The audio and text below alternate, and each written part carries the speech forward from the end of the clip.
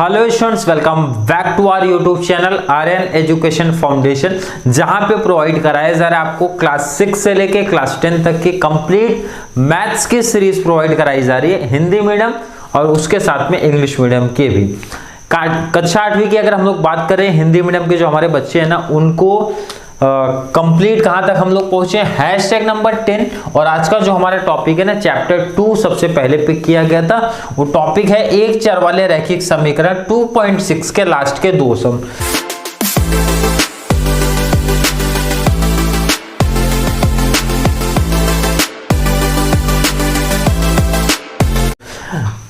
इस वीडियो में सिर्फ हम लोग दो सम की बात करेंगे, क्योंकि इसके बाद आपका टॉपिक हो जाएगा क्लोज। और ये दो सम को सेपरेट इसलिए रखा गया था ना, क्योंकि ये वर्ड प्रॉब्लम है। इसके बाद हमारा जो टॉपिक बचेगा 2.2 एंड 2.4 वर्ड प्रॉब्लम ही बचेंगे, तो उसकी वीडियो आपको प्रोवाइड करा दी जाएगी।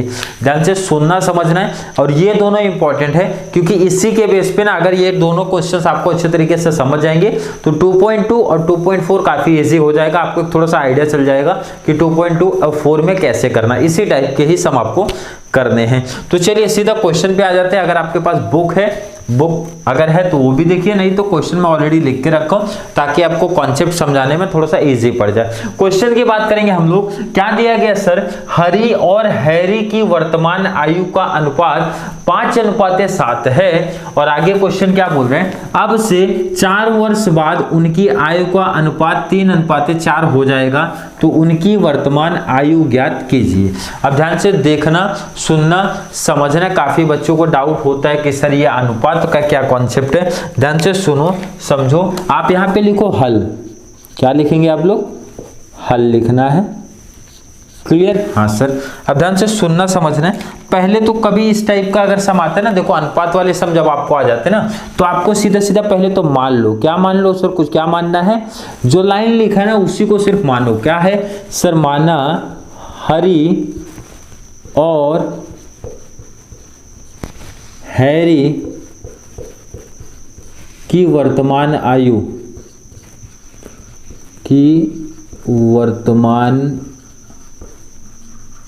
आयु का अनुपात। ध्यान से सुनना समझना है।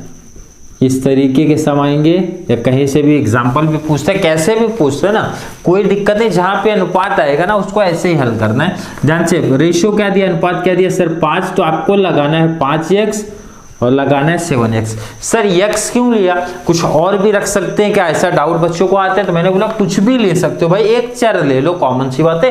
टॉपिक है हमारा एक चर, तो चर मतलब x लिया तो x लेना पड़ेगा, a लिया तो a लेना है, b लिया तो b लेना है, जो भी आपको लेना ले लेना, बट एक चर कोई भी लेना पड़ेगा। अनुपात में हमको मानना पड़ेगा भाई कि उनका अनुपात है 5x रेशियो 7x से। क्लियर है? अब ध्यान से सुनना समझना। अब आगे लिखना है सर आपको प्रश्नानुसार।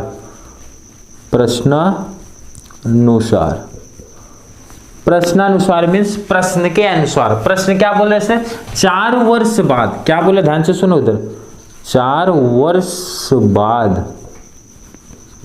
कितने वर्ष बाद, 4 वर्ष बाद उनकी आयु का अनुपात कितना हो जाता है सर, 3:4। पहले ध्यान से सुनो समझो। यहाँ पे ध्यान से समझो, एक एग्जांपल आपको लेता हूँ भाई। 5x मतलब मान के चलता हूँ कि एक की उम्र 10 साल थी, दूसरे की सर 14 थी। आपको कैसे पता चला, मैंने बोला एक एग्जांपल ले लो ना भाई।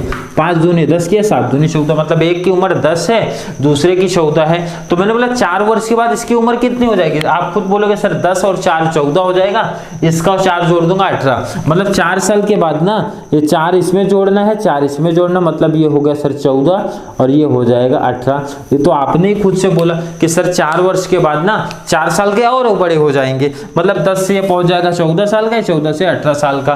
तो यहाँ पे भी आप वही करो ना भाई, 4 वर्ष के बाद मतलब ये कितने साल का था सर, अभी है सर 5 साल का। 5 साल में 5x का साल का, मैंने बोला +4 कर दो ना भाई, +4 करो बटे में। अनुपात मतलब जिसको नहीं पता ना, बटे ही होता भाई। दूसरा कितना सर 7x, तो ये भी 4 साल का बढ़ेगा ना, मतलब दोनों में +4 क्यों किया, इसका लॉजिक आपको समझा भाई। 4 साल के बाद बोल रहे तो भाई ये कर दो ना आप। और उसके बाद क्या बोला, ध्यान से देखो, 4 वर्ष के बाद उनकी आयु का अनुपात, यहाँ पे लिखना भी है, उनकी आयु का अनुपात कितना हो जाएगा बोले 3:4, मतलब 3:4। अनुपात मतलब क्या मैंने आपको बताया, बटे। क्लियर, बिल्कुल क्लियर। अब देखो ना ये सम किसके जैसा दिख रहा है सर, ये सम तो अभी तक जो हम लोग ने हल किया ना उसके जैसा दिख रहा है, तो चलो हल कर लेते भाई। 3 गुणा से 4 का 5, ध्यान रखना जो दोनों में गुणा होगा, 4 पंचे सर हो जाएगा ये हमारा 20x प्लस 4 का 4 में करेंगे सर 16 हो जाएगा, 3 सते सर हमारा 21x हो जाएगा, 3 चौक हो जाएगा सर 12, बराबर है x x एक तरफ हो जाएंगे, नंबर एक तरफ। तो मैंने बोला यहाँ पे आपका 20x है बिल्कुल सर, 21x यहाँ पे क्या प्लस है, आप यहाँ लेके आ जाओ सर माइनस हो जाएगा। यहाँ पे पहले से 12 है लिख दो, 16 यहाँ प्लस है, पक्षांतर कर दो सर -16 हो जाएगा। काफी कॉन्सेप्ट वाले तो समझोगे अभी तक अगर आपने प्रॉपर सीरीज फॉलो किया है तो। सर 20 में से 21 गया ना -1x आएगा, 12 में से 16 गया सर -4 आएगा, माइनस से माइनस कैंसिल, 1x मतलब x ही होता है। तो x का मान ध्यान से देखो, सुनो समझो, x का मान कितना आया सर 4 आ गया, तो मैं यहाँ ऊपर लिखता हूं ताकि क्लियर आपको दिखे। इसलिए करके देखो ना, आपने उसकी वर्तमान आयु क्या माना था, पहले कौन है सर हरी है, दूसरा हैरी है, हरी का है 5x, हैरी की वर्तमान आयु है 7x। तो आप यहाँ पे लिखो हरी की वर्तमान आयु कितना आपने माना है सर 5x, 5x दिख रहा है, बिल्कुल सर दिख रहा है। दूसरा कौन है सर हैरी, तो 1-2 लाइन छोड़ दो, 2-3 लाइन छोड़ के आप लिखो हैरी की वर्तमान आयु 7x, 7x है, 7x आपने लिख दिया। क्लियर है सर, यहां तक का कॉन्सेप्ट बिल्कुल क्लियर है सर। आपने बोला सर 5 इंटू x का मान हमको मिल चुका है ना भाई, x का मान कितना है सर 4 आया, तो 5 चौक होता है सर 20, तो मतलब ये 20 वर्ष का हो जाएगा। ये है सर 7, x का मान हमको पता चल गया सर 4 होता है, तो 7 चौक हो गया 28, इसका मतलब ये हो गया 28 साल का। तो ध्यान से देखो ना, आपका आंसर आ गया। मतलब जो वर्ड प्रॉब्लम होते हैं ना, एक ये जो प्रश्नानुसार वाली जो कंडीशन होती है ना, यही इंपॉर्टेंट होती है। अगर आपने ये सही बना लिया ना, तो आगे का कॉन्सेप्ट तो बहुत अच्छे से माइंड में अब तक मैं फिट कर चुका हूं। 2.1 थर्ड, 5th एंड 6th के भी काफी सब इस तरीके से प्रैक्टिस किए। मेन है सिर्फ आप ये समीकरण बनाना सीख जाओ तो। चलिए एक और सम ध्यान से देखते हैं। सर इसमें अनुपात नहीं दिया, क्वेश्चन देख के काफी बच्चे सर ये तो काफी अलग दिख रहा है, तो मैंने बोला सम समझो भाई, सम समझना सीखो कैसे बनाएंगे। ध्यान से देखो, पहले क्या बोला है, एक परिमेय संख्या का हर उसके अंश से आधा अधिक है। पहले तो आप ये पता करो कि हर बड़ा है कि अंश बड़ा है। ध्यान से सुनना समझना, फिर से क्वेश्चन में रीड करता हूं। क्या बोले सर, परिमेय संख्या का हर उसके अंश से 8 अधिक है। अब ध्यान से समझो, अभी भी काफी बच्चों को नहीं समझ में आएगा हर बड़ा है कि अंश बड़ा है, कौन बड़ा चल रहा है। सब तक दिमाग दौड़ाओ और मैं यहाँ पे लिख देता हूं हल। काफी बच्चों का अभी तक दिमाग नहीं दौड़ा, क्वेश्चन फिर रीड अच्छे से करवा देता हूं। रीड आपको, एक परिमेय संख्या का हर उसके अंश से, हर अंश से 8 बड़ी है, मतलब हर बड़ा है अंश छोटा है। तो ध्यान रखो, जो छोटा रहता है ना उसको माना करो कभी भी। माना परिमेय संख्या का छोटा कौन है सर, अंश छोटा है, तो अंश को मान लिया मैंने x। माना परिमेय संख्या का अंश क्या है, x। ध्यान से देखो, हर जो है ना अंश से 8 अधिक है, इसका मतलब सर यहाँ पे लिख दूं, इसका मतलब परिमेय संख्या का जो हर है ना, बोले अंश से 8 अधिक है, इसका मतलब जो हमारा अंश होगा ना 8 अधिक, मतलब भाई 8 ज्यादा होगा, तो प्लस कर दिया। किसी को कोई डाउट कंफ्यूजन हुआ क्या मानने में, सर मानना कैसे आपने, देखो अनुपात वाले सब में तो हमेशा यही मानना है, इसी तरीके से इसी लॉजिक से मानना है, बट ध्यान रखो हमेशा अनुपात थोड़ी आएगा, आपको क्वेश्चन समझ रहे हैं। और ध्यान रखना एक को ही माना जाएगा, दोनों नहीं मानना है आपको, हर x मान लिया अंश को y माना, ना, क्योंकि टॉपिक क्या है भाई आपका, एक चर, भाई एक चर मतलब एक ही चर मानेंगे, एक को मानना है, दूसरे को निकालना पड़ेगा। जैसे यहाँ पे बोला था एक परिमेय संख्या का हर अंश से अधिक है, तो आप अच्छे से समझ लेना, जो छोटा रहेगा ना उसी को कभी भी मानने का, बड़े वाले को प्लस बोला रहेगा माइनस बोला रहेगा तो कर देना आप लोग। और इंपॉर्टेंट है सबसे बड़ी लाइन ये जो मैं लिखता हूं यहाँ पे, प्रश्नानुसार, मतलब ये कंडीशन जो दिया रहता है प्रश्नानुसार मीन्स प्रश्न के अनुसार। क्या दिया है सर, ध्यान से देखो, सुनो, समझो।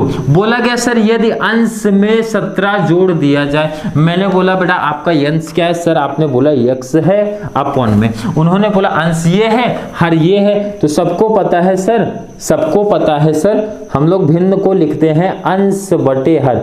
ये तो किसी को डाउट नहीं होगा ना। अंश आपका कितना सर x है, हर कितना x प्लस 8 है। अब पढ़ लो, सुन लो, समझ लो क्या बोल रहे हैं। अंश में 17 जोड़ दो, तो मैंने बोला अंश ये है, इसमें 17 जोड़ देता हूं मैं, तो 17 जोड़ दिया, अंश में 17 जोड़ दिया। क्लियर है सर। हर में से एक घटा दो, हर में बोला एक घटाओ, मैंने बोला एक घटा दो, तो बोल रहे हैं ना जो नई अनुपात मिल के आ रही है ना भाई, जो नया मिला तो कितना मिल रहा है सर, बोला 3/2 मिला। तो परिमेय संख्या ज्ञात करो। मतलब ये बनाना सीख लो, आगे की कहानी इजी है भाई, तिर्यक गुणा वाली ही कहानी चलने वाली है। 2 का x में गुणा किया सर, 2x हो गया, 17 दूनी सर 34 होता है, 3 का x में किया 3x, और ये सॉरी जो आप घटा लेना, 8 में से 1 गया 7, 7 त्रिक कितना होता है सर, 7 त्रिक 21। क्लियर है, बिल्कुल क्लियर। अब आगे की कहानी काफी बच्चों को पता है सर, 2x 3x प्लस है, पक्षांतर करूंगा -3x, यहाँ पे 21 है, 34 प्लस है, पक्षांतर किया sir -34, 2x -3x sir -1x आएगा, 21 में से 34 गया तो सर -13 आएगा, माइनस से माइनस कैंसिल, x का मान 13। क्लियर है, बिल्कुल क्लियर है सर। अब आप देखो ना, अंश को क्या माने हो, हर को क्या माने हो, ये चीज वहां पे लिख देना। तो मैं यहाँ पे लिखता हूँ, क्योंकि शायद नीचे कैमरे में ना दिखता हो, इसलिए मैं यहाँ पे लिखूंगा। ध्यान से देखो, अब जो माने हो ना, ध्यान से देख लो, इधर समझ लो आप क्या माने हो सर, परिमेय संख्या का अंश क्या माना हो सर, x। तो x आपका कितना है सर, 13। वहां दिख रहा होगा कि नहीं, इसलिए मैं यहां लिखता हूं, उसके जस्ट नीचे 13। क्लियर है। देखो हर को क्या माना है आपने, हर है सर x प्लस 8। तो आपका देखो ना x कितना है सर 13, तो x के प्लेस पे आप 13 रख दो प्लस 8, तो ऐड कर दिया सर, हो गया 21। आंसर आ गया। देयरफॉर परिमेय संख्या आपकी क्या आ गई, परिमेय संख्या। परिमेय संख्या मीन्स क्या होता है सर, अंश बटे हर। तो आपका अंश कितना है सर, अंश आया 13, नीचे लिखता हूं ज्यादा बेस्ट है, 13 अपॉन में हर कितना है सर 21। तो आपका फाइनल आंसर 13/21। आई होप अच्छे तरीके से ये दोनों सम आपको समझ में आए होंगे। फिर भी किसी बच्चों को कोई डाउट कंफ्यूजन क्वेश्चन नंबर 6 में अदरवाइज 7 में होगा ना, कमेंट में ऐड कर देना, सर ये सम आपको नहीं समझ में आया, हमको कॉन्सेप्ट नहीं समझा है, तो आपको फिर से एक्सप्लेन कर दिया जाएगा टॉपिक के एंड में। मतलब सीरीज कंप्लीट होने के बाद रिवीजन सेक्शन में थोड़ा सा ध्यान देंगे आपको, और रिवीजन के टाइम पे थोड़ा सा सम पे ज्यादा फोकस करेंगे, कुछ अलग तरीका, अलग मेथड, अलग लॉजिक से समझाने की कोशिश करेंगे। अदरवाइज जो बच्चों को समझ में आया ना, वीडियो काफी हेल्पफुल लगी होगी ना, तो वीडियो को लाइक करना, अच्छे कमेंट जरूर ऐड कर दिया करो, इससे सर को मिलेगा मोटिवेशन, और सर को मोटिवेशन मिलेगा ना तो आप सब लोग के लिए ना बहुत जबरदस्त मैथ्स की वीडियो लेके आते रहेंगे इसी तरीके से, ताकि आपका मैथ्स अच्छे तरीके से, मैथ्स में इंटरेस्ट आए, मैथ्स में अच्छा स्कोर कर पाओ आप सब लोग। चलिए मिलेंगे नेक्स्ट क्लास में, जहां पे हम लोग जो हमारा सिलेबस बाकी रह गया ना 2.2 और 2.4 उसकी बात करेंगे। वो कंप्लीट होने के बाद कोई और टॉपिक पे हम लोग जाएंगे। तो चलिए मिलेंगे नेक्स्ट क्लास में, तब तक के लिए थैंक यू सो मच।